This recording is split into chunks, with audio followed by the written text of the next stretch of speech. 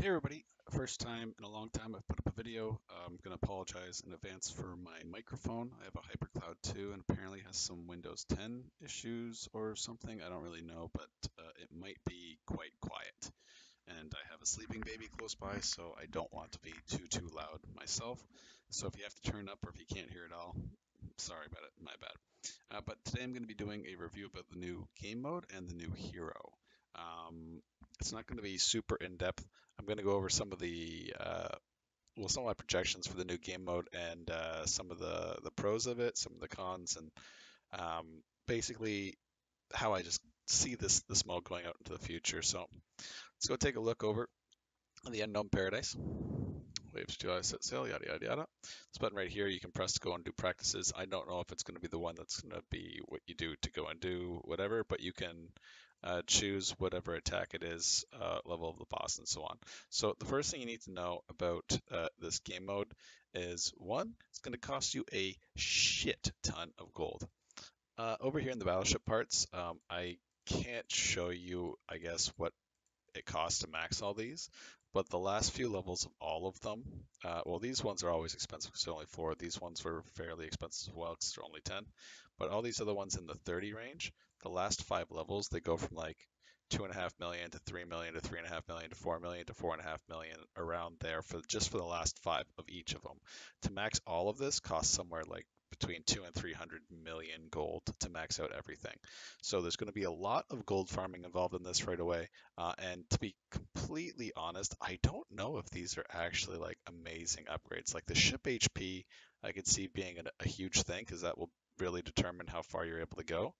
Um, or it might not be actually because what I've been hearing about the boss so far is that the only real way to protect your ship's core from the boss is to nerf the crap out of the boss. Like it's susceptible to like attack reduction and defense reduction and things like that. So it might be possible just to throw his attack down to near nothing, and then you basically just don't suffer any real damage to your ship in the first place. Um, but I'll talk about that later. But this might be really good, it might not. The mana, so this is the decreased damage from your battleship. That's probably going to be good too. Well, depending on how the mechanics line up with the bosses and how easy it is to knock that boss down to nothing. The MP recovery is definitely going to be really useful, especially since I can see a lot of people using Celestial with her hero mark.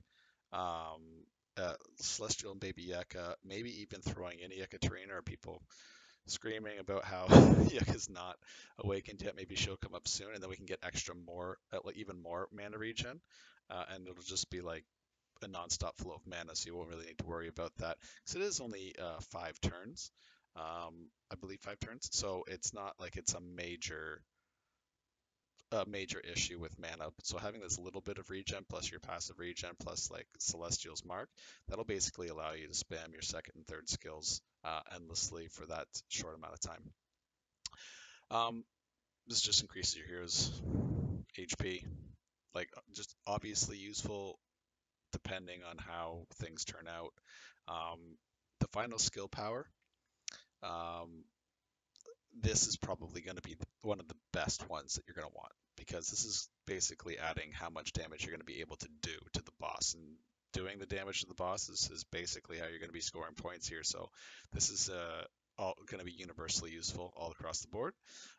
This, I think, is going to be extremely good.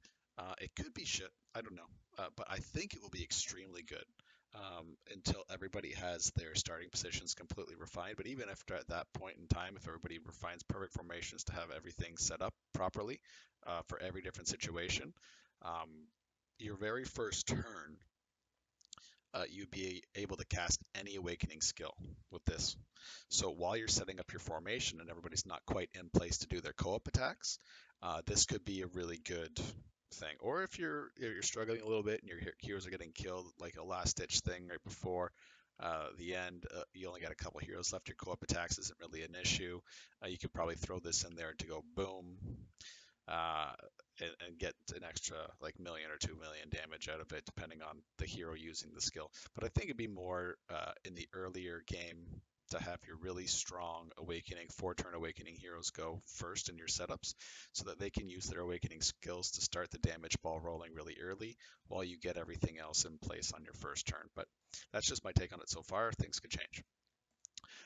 This might be really good as well. I don't know how good events occurring actually is, or how useful or beneficial they're going to be to you. So that's a thing.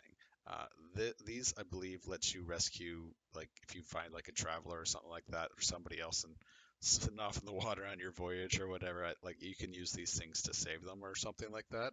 I don't really know. I haven't I haven't read enough about it, but regardless, they're all semi-useful. I have to say that the enhance strategy is probably going to be the best thing, or if it's not the special rescue team, depending on how that works out. The mana is going to be pretty high demand, I believe. The defensive things may not be super important, depending on how weak you could actually make the boss by abusing different skills mechanics that we have already. The awakening thing might be gamey. It could just be a thing where nobody actually even uses awakening skills, so hit or miss there. And the luck should probably be pretty useful. But regardless, they're all going to be insanely expensive. Like if you want to do a budget thing, get everything up to like 10 to 15, maybe even 20, and then just be like, you know what, every day I'm going to farm enough gold to raise one of these from when you get around 25. I'll just use 5 million that I farmed today to get from this level to that level, because the rewards are not going to be good for this game mode. It doesn't look like so far. So reward info, if you're able to get SS Plus, you can get 400 tokens. So that's 2.1 billion points that you do. That's physical damage that you're able to do. That's going to be a tough mark to hit, I believe. First place ranking, because this is an individual ranking system as well. So most people are only going to get, like, if you're not in the top 100, like even being in the top 100, which would probably be a pretty big achievement, a million gold, that's it. That's like, these are pretty scanty rewards. Hopefully they change these and add crystals to the reward system. There is an extra slot here that can fill in, but we'll see how that goes out. And renewal reward, renewed total score by whatever. I guess I don't know what this even is. I don't know what this even means, to be frank. But it looks like it's not really a big deal anyway, because they all pay the same for some reason. Oh, there we go. Renewed total score by 100. Maybe the next time you do it, if you increase your score by so many points, it works. That's total score. Oh wait, this is actually, never mind. I'm wrong here. This is a daily and this is a total score. So everybody gets the 150 regardless. And then it looks like everybody gets the mana stones on a daily basis regardless. So yeah, that goes all the way down. Maybe these rewards are just not real yet, because they do look kind of silly. In the repair shop, you can fix your ship between expeditions and so on. So yay, I guess. The core processing plant is really cool. Now you can use your those scales to increase these levels. Now, if it's 50 at level 1, this is probably going to be another thing where it's going to cost a lot. But this is a weird thing to see as a guild raid person. Because they promised us that this would be a function in Guild Raid like a year ago, or or whenever Guild Raid came out. There was a patch. What was it? I think it was around the time they had Tower of Dawn, like maybe hard mode, becoming sometime around where it was starting to get kind of easy um, for unawakened heroes. But it was long before Awakened Heroes where they said that we were going to have a function like this for Guild Raid to increase our Guild Raid skills. But if, like, to be truthful, if we were able to increase our guild raid skills now, like the amount of formations that would open up or the possibilities would be crazy. Like we would be able to drop healers completely and all kinds of crazy stuff. I'm kind of glad that they didn't. But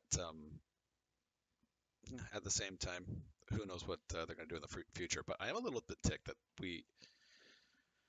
Well, take time relief at the same time that we don't have this for guild raid, but this new mode is already going to have it. But that's cool because you can cast all these. These work as castable skills, and they're not related to Lord Gage in any way that I saw. I was able to cast them all in my practice runs. I've only done practice runs like 2 or 3 times, um, just to check how strong the bosses were and things like that. But you can cast them all in the same turn if you like. So, but I believe they're one-time uses. But with the starting cost of 50 scales compared to some of the other things in the shop over here, um, 50 scales doesn't seem like a ton, or does it? This is the thing. I don't know how many genes you get for a Mora for the 20 scales. It could just be one gene. I doubt it is. It's probably like 10 or 20.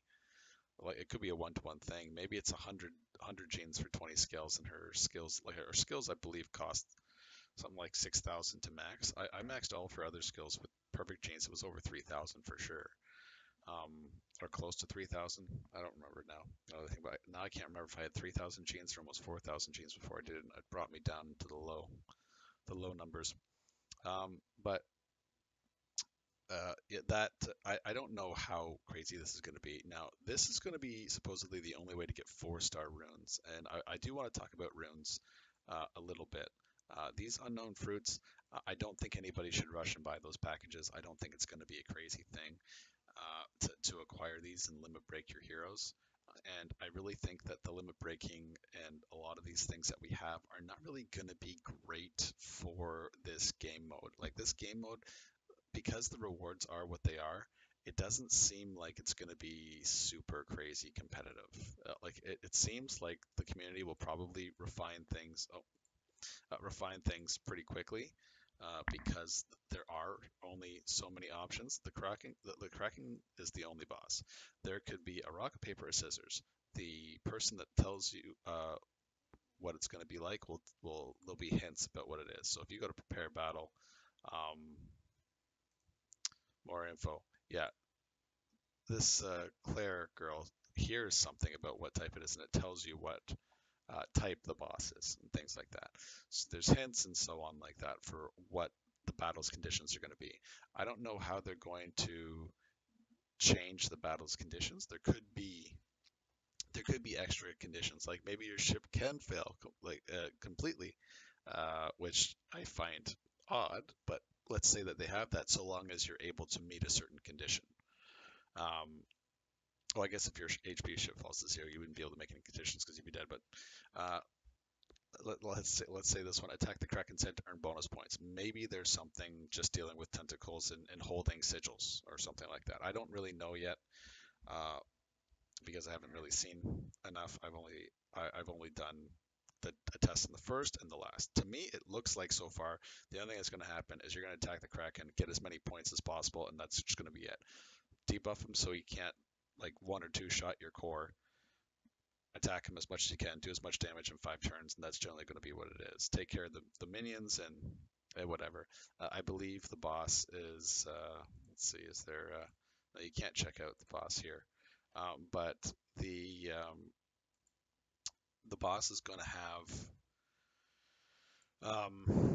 let's see, a lot of immunities, and I do believe because his HP is going to be so high that terrain does not damage him. I believe he's got terrain damage immunity, so you can't just have him taking 10% of like billions of health or whatever every turn, so that after the 5 turns you've done like half of his health just with the terrain damage. That would be nice, but I don't think they're going to have anything exploitive like that. It'll probably be impossible to kill the boss, but you never know.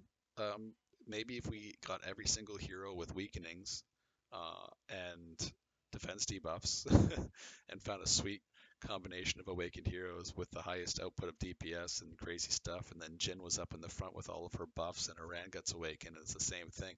Maybe the Jin and an awakened Iran can go to town on a boss that has like quadruple damage being taken or some nonsense like that. So we'll see how it gets to. Like people get pretty crazy when anything new comes out, so I'm sure a lot of people will dive into this really hardcore. The only downside I see to this game mode so far is the rewards are trashy.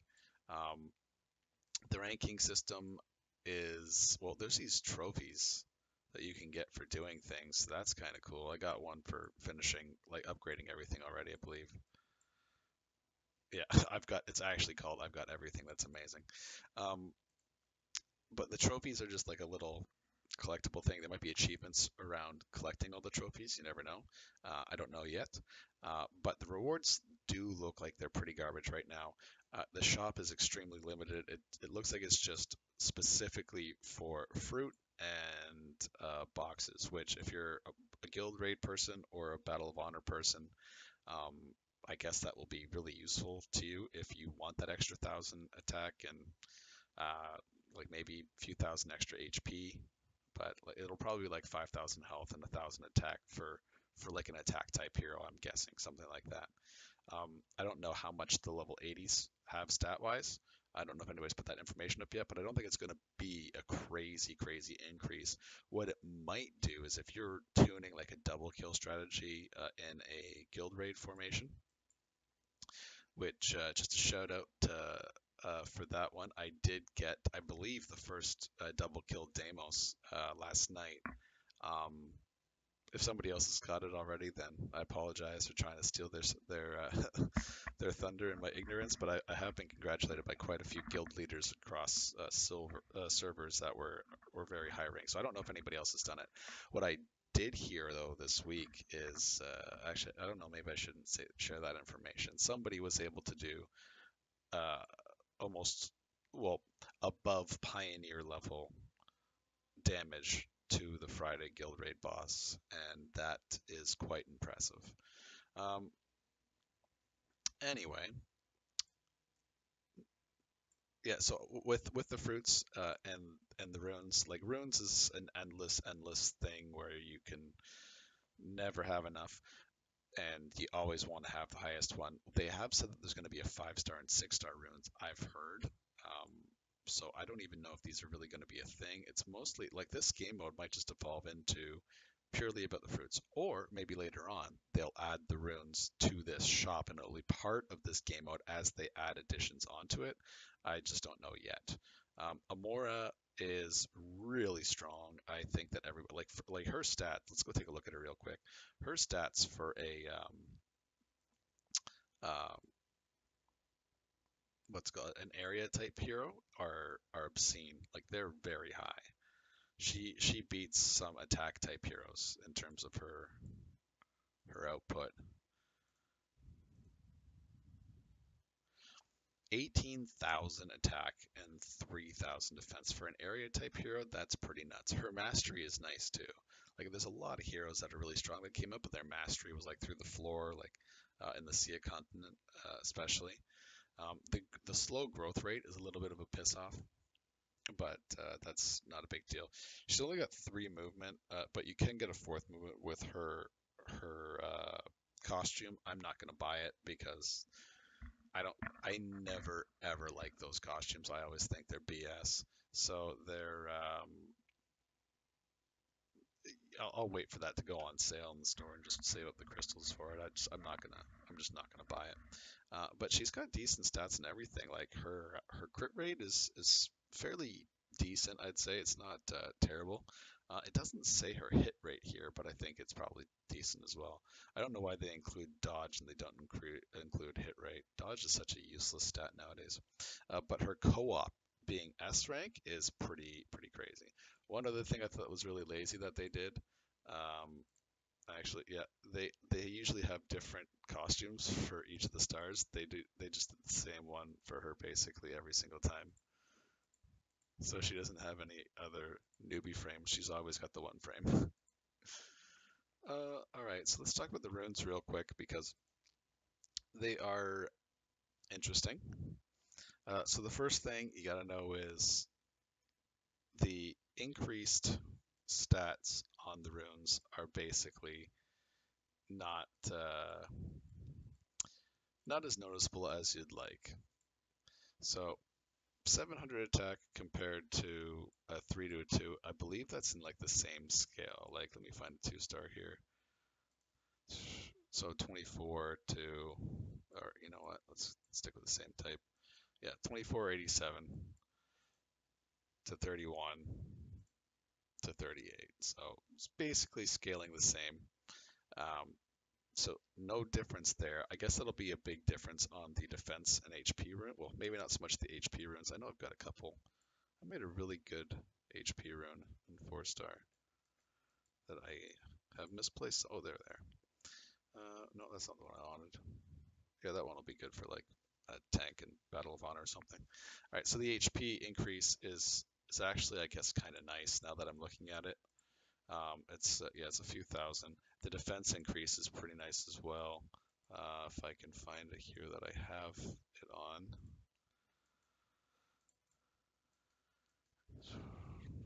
Oh, there it is. Yeah, 1136 defense over the 800 or whatever it is before. Oh, 948. Still a couple hundred defense. That's really nice. As for the stat increase, it is kind of nice. So as you can see down the side, up to 19.2% crit damage, 10% damage, 9.6 attack, 2560 flat attack. It's getting to the point where the percent values might actually start taking over the attack flat values. I do believe the percent values are better in Guild Raid over time, but I could be wrong. I know in Battle of Honor it seems like the flat values are better.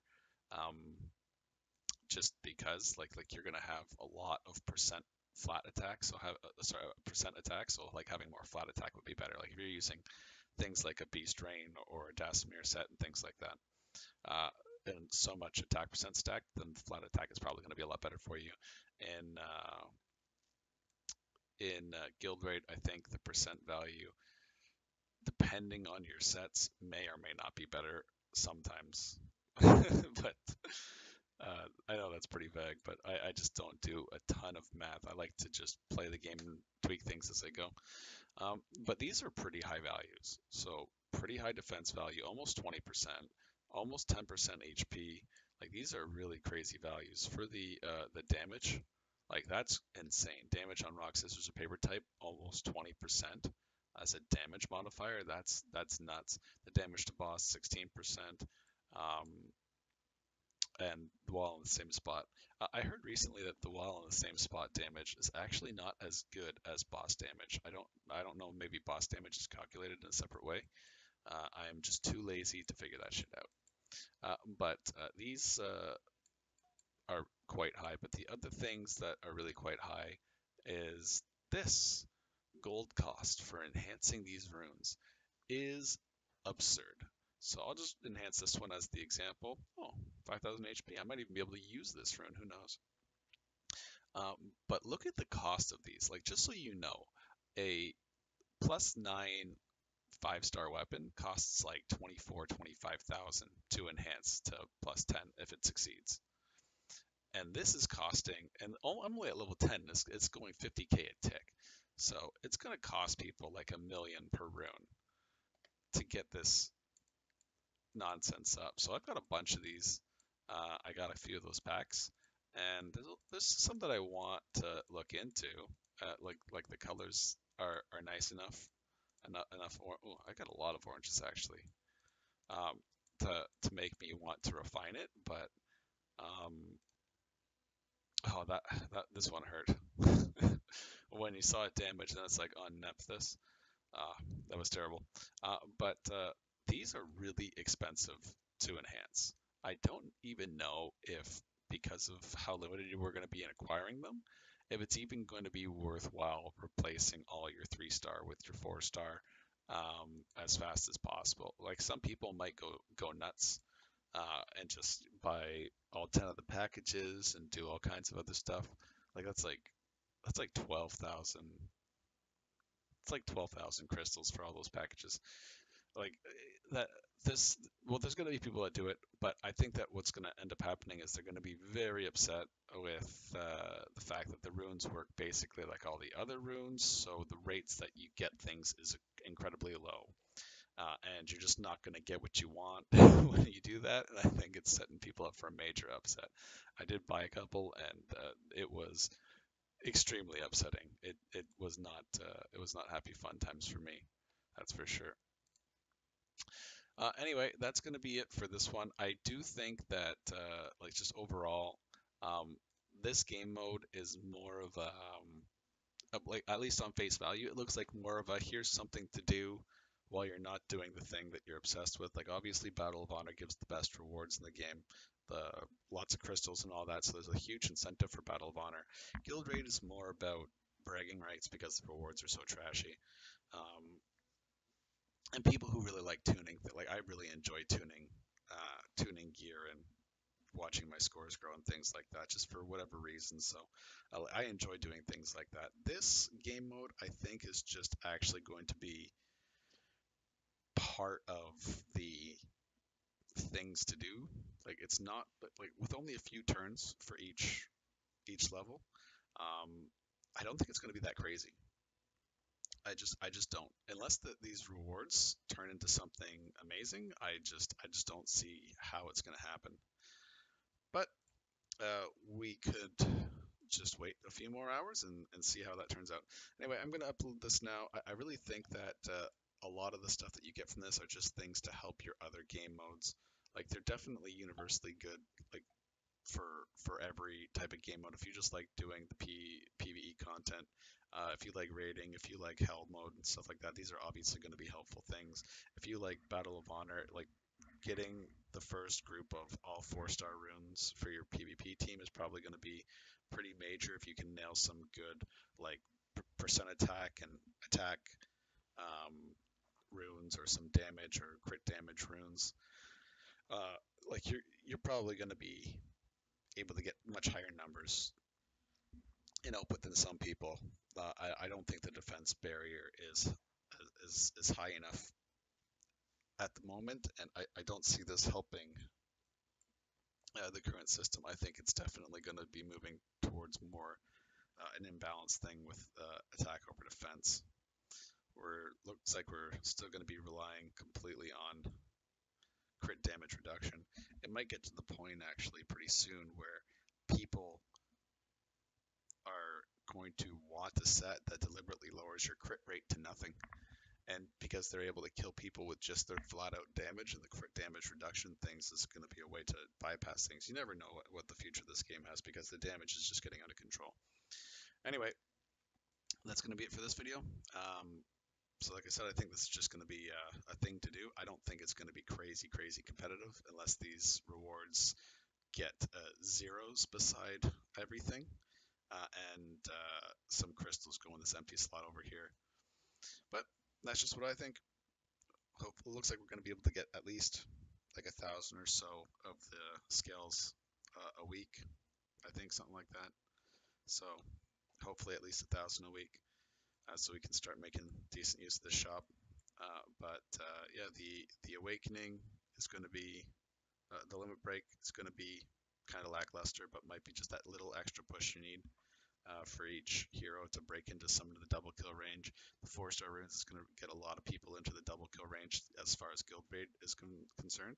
Amora is probably going to be broken as hell for guild raid. She looks really strong. Her passive is incredibly strong for any skill that's like an area thing. For people who don't know, it works like Muzaka or Electra's, where it just acts before her, but she sets a trap in an area and then the area attacks. So it doesn't get any co-ops, but it's not like some weak thing like Muzaka's passive. It hits at like 197%. It's very strong. So get ready to have her setting some traps in Battle of Honor or bumping people's DPS up a lot in Guild Raid. Okay, that's going to be it for this one. Have a good one.